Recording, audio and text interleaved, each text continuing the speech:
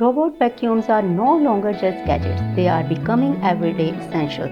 But which one should you bring home? Today we are comparing the iRobot Rombo i3 Plus Evo and the Robo Rogue S7 to see which offer better cleaning, smarter features and value for money, price and basics.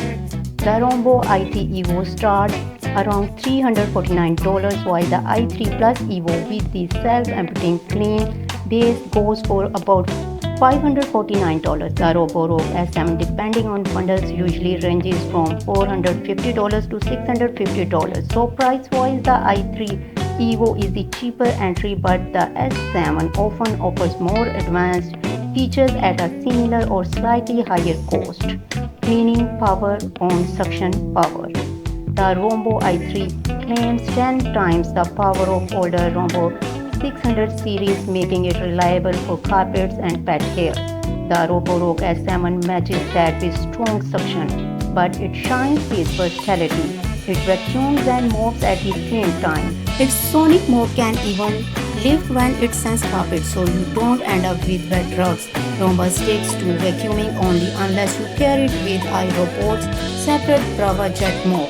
Navigation and features. The Roomba i3 Plus Evo cleans in neat rows using floor sensor and can empty itself into its clean base, meaning you might not touch a dustbin for up to 60 days.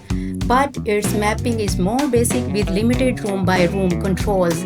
The Roborock S7 on the other hand uses light AR mapping for precise navigation. You can set no-go zones, virtual walls and selective room cleaning right in the app. It's a big win for customization, maintenance and ecosystem.